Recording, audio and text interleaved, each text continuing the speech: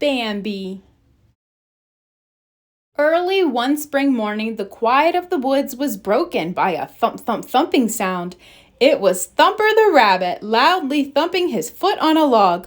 Wake up, Thumper cried. The new prince of the forest has been born.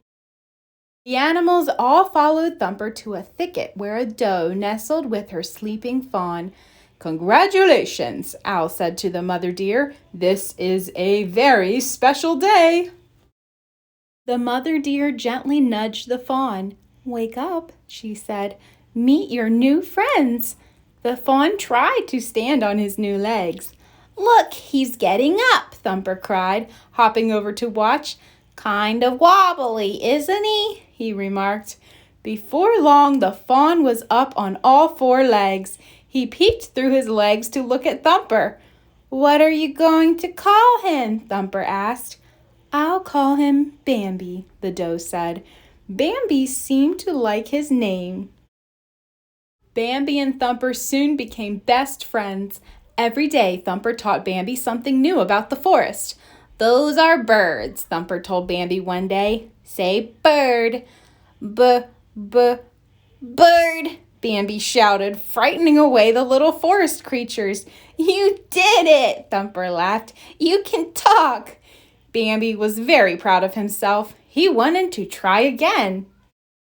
That's a butterfly, Thumper explained, and those pretty things are flowers. Just then, a little black and white face poked out of the flower patch. Flower, Bambi said. Thumper giggled. That's not a flower. He can call me Flower if he wants to, said the skunk.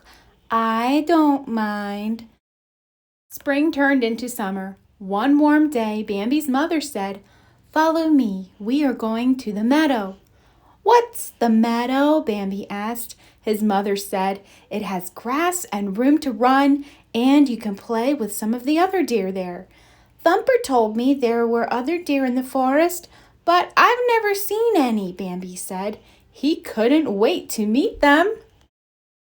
At the edge of the woods, Bambi could see an open space with waving grass.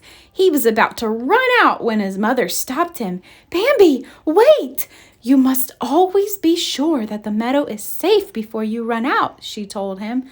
The meadow is wide and open, so we have to be very careful. Bambi's mother made sure that the meadow was safe. Then she called Bambi out of hiding. What fun Bambi had at the meadow! He and Thumper chased a frog to a pond. The frog croaked and jumped into the water. Bambi bent down to have a drink of the cool water. He saw another little fawn's face join his in the reflection. Who is this? He wondered. Bambi ran to find his mother.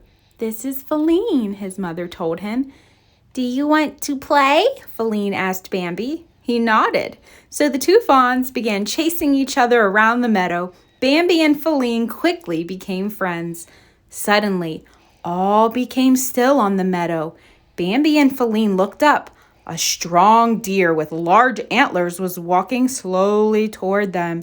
The young prince stared at the great buck. The buck turned his head and looked at Bambi kindly.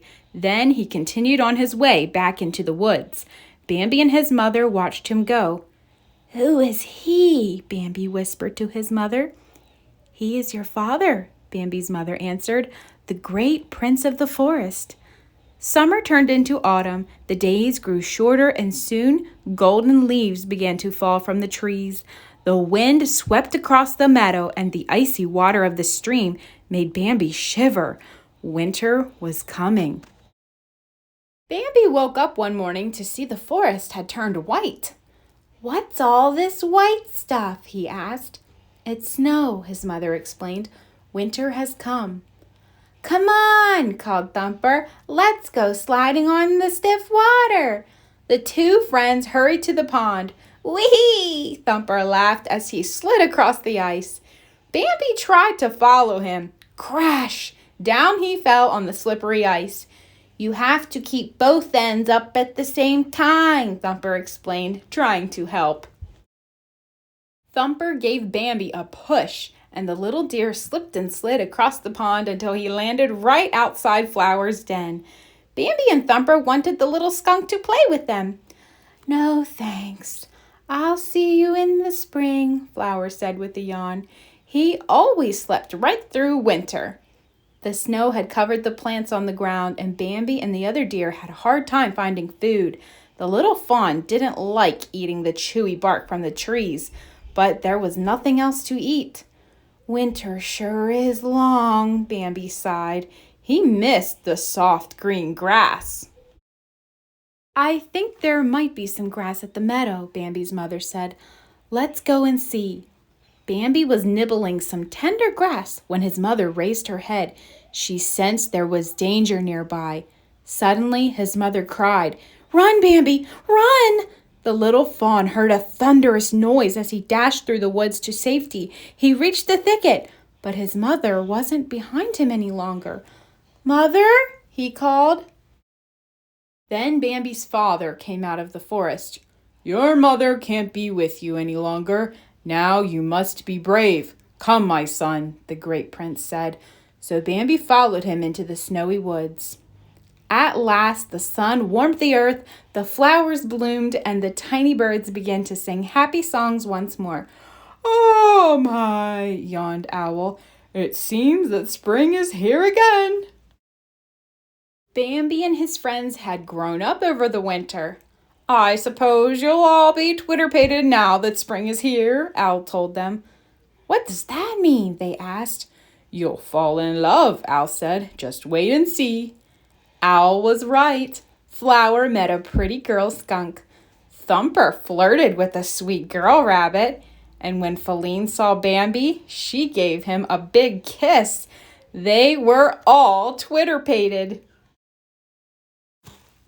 Bambi and Feline still liked to go to the meadow together, but instead of playing tag, they walked quietly side by side. One morning, Bambi woke up to a strange smell in the wind. He left Feline and climbed a mountain, where he was met by his father. The two deer saw a stream of smoke rising from the woods below. Fire! Feline woke up and began to search for Bambi. The smell of smoke was stronger now. Suddenly, a group of dogs began to chase her.